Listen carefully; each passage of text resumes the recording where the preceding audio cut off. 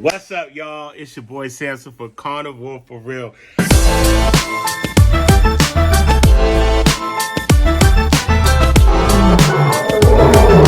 I know y'all been waiting for this video. I got in my comments like, hey, tell us a little bit more about your story. So I decided to do that.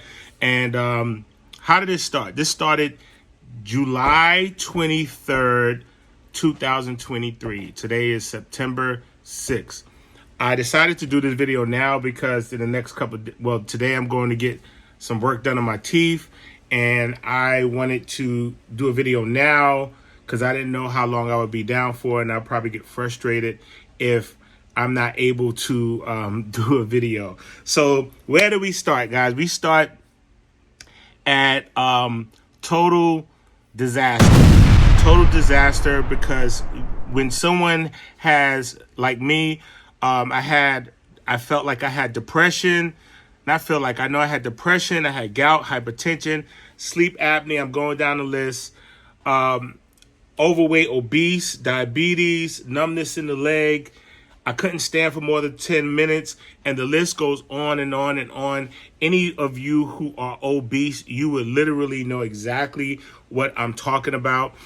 Some people would say, hey, go to the gym and go work out, but you couldn't work out because me personally, because my foot was too swollen. My leg was stiff.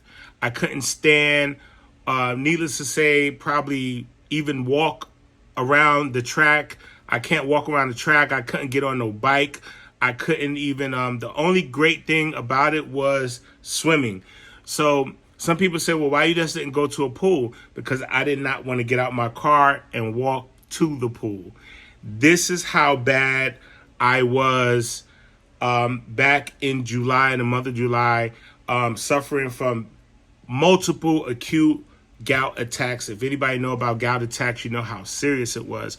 So what did I weigh myself in? My first weigh in a little bit before July was 427 pounds. 427 pounds. And then what made me decide to make a decision and do this carnivore diet, after doing research and after meeting a few good people who was doing the carnivore diet, who literally just changed my life, caused me to do research, and you'll see their link down below. And all the people who was a part of this journey and is continue to be part of this journey. And so the reason I want to talk to you guys about this, because everybody's talking about how dangerous it can be to only eat meat.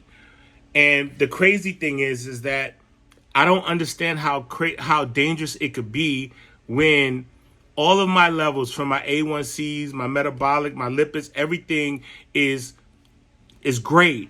My cholesterol is a little bit high, not even close to dangerous. My doctor told me, he was like, hey, we'll check it next month. Whatever you're doing, keep doing what you're doing. The funny thing is that when I spoke to my doctor the first time, he told me, don't do carnivore. Whatever you do, stay away from it, stay away from it.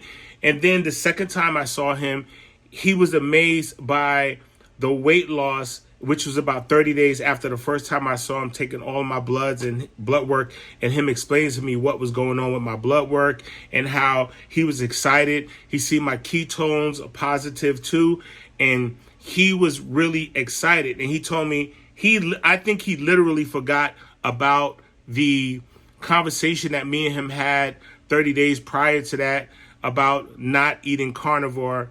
And so he told me to keep on doing what I was doing. And so I'm going to do just that. So at weighing 427, week one, and you see now we're in September. So week one, I lost most of my weight. So people say, well, that was mostly water weight. And so, you know, when people tell you that you have mostly water weight going on, what happens is you get discouraged, because after the water weight completely falls off, some people is 5, 10, 20, whatever, how many pounds. After the water weight falls off, you're thinking, is this only water weight that's falling off? But from my experience losing weight and being on yo-yo diets, but that's for a whole nother video, water weight usually comes off drastically fast, quick, like within the first week or so, week or two. It depends on if you're on an elimination diet or not. So I was at 427. The first week and a half, I lost the most weight. I lost like anywhere between, I think like 8 pounds, 8 or 9 pounds. I went down to, no, scratch that. I lost 6 pounds the first week. I weighed myself. It was 421. And then it went down to 424 during the week. And then I weighed myself a couple of days later. It was 421. And then it went down to like 419, 418, and so forth and so on. Then it went down to like 411. That's, I think, when I got down to like 410, 411, I know for some of you guys, it's like, oh, that's not a big deal. You only lost. But when somebody's over 400 pounds, it literally changes your life that you are seeing weight leave off very fast. For somebody who gets on the scale often, which maybe that's one of the things that I'm really addicted to right now, is getting on the scale often. And I have to learn how to stop getting off on the scale so much. But for someone who gets on the scale often, I would tell you that I do that maybe because of my insecurities. And that's one of the things that I'm fighting right now, for my insecurities to know that as long as I continue to do good, I'm going to drop weight. So I kept dropping weight. And then that's when I got excited. When I got to like 410, even the 409, I was like, I'm almost in my threes. And you guys don't know, there is a big celebration every time somebody reached their goal. And so my goal was really to maybe lose like 15, 20 pounds. I knew I would feel better. But just imagine you at 427, and then a few weeks later, week 2, week 3, I'm down to like 409, 408, 407. And then it slowed down drastically. That's when I got scared. But I told myself that I would continually move on this carnivore way of life. And I said I would not give up. I would not stop. I started losing all taste for starch and sugar around, I would say, the first week or second week. I didn't have no hunger for sugar. I didn't have no relapse, what they will call it. I wasn't like, oh man, I'm starving for sugar. I want some macaroni, or I want some noodles, or I want some starch or potatoes. I didn't have none of that after the first week. The first week was like detrimental. I didn't want no smells. I didn't want to be anywhere next to anybody who was cooking. So what I did was I kind of closed myself off the first few days, and because I knew it was going to be a withdrawal period, and that happened in the first week. Week 3, I was like, man, this is it. The excitement came. I was in my low 400s, and I was just looking forward to what was next. And then here you go in week 4. Week 4, I stayed the same, and I was like, what is going on?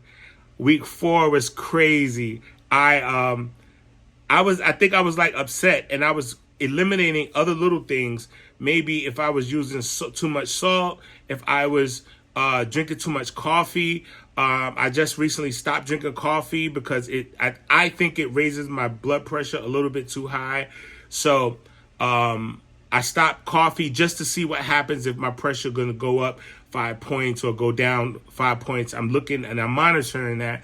And so the cool thing about being on a carnivore way of life is that you almost know instantly what is happening with your body. You can feel it. You can feel if you have something sweet, your body will react to it in a different way. You have to be on it to kind of understand what I'm talking about. You can kind of feel if you eat too much, if you drink too much. And the crazy thing is people say you can eat all the meat you want. And I say, yes, you can, but you're really not going to do that. Once you get used to this, you're only going to eat what's on your plate, or you may not even, most times, I would say about 75 to 80% of the time, I'm eating everything on my plate. I'm sending it away for seconds, and most times I don't even eat seconds. But those are some of the things I do have to get better with, is managing my times that I eat. So just in the last few days, I started doing a little bit more, not meal prepping, but making sure I eat the time that I say I was going to eat. So I eat now. I'm pushing myself to eat now once a day, because I'm not really hungry, and I'm really understanding that what the sugars and starches do, it make you hungry. It makes you hungry, and you can eat a lot of it, and then 2 hours later you'll be hungry again. The crazy thing is, on this carnivore way of life, is that you can eat your food and you're not hungry. You literally, I'm telling you guys, this is crazy. This is the most craziest thing that I ever seen. Because sometimes I would eat at the barbershop where I work, and then I would eat like 5 or 6 o'clock, and then I would come home and eat at 8, 9 o'clock, and then I would have a snack in the middle of the night, have some some oatmeal cookies with icing, or whatever you would think about, whatever was sweet. I would call one of my kids in the room and say, "Hey, can you bring me some cookies or some chips or whatever?" That has all stopped. Now, if I do snack on something, it would be some pork rinds. I would eat those, and I even slowed down from that. So I'm kind of molding my way into my own way of life. That's why I call it the carnivore way of life, Carnivore for Real, which is my channel. So week 5, which we're in, like we're 45 days in, so we're like going into week 6, and I am literally feeling so blessed that I started this carnivore way of life. I literally went from 427 to 393. I'm at 393 as of this morning, weighing myself, and I'm telling you, it changed my life. And this is day 45. So if you want to continue to follow me, don't forget to hit that like button, hit that subscribe button, that bell, that bling bling. If you want to see my journey and see more of what I have to show you about what's going on with Samson, Carnivore for Real, all right, hit those buttons. All right, until next time, peace.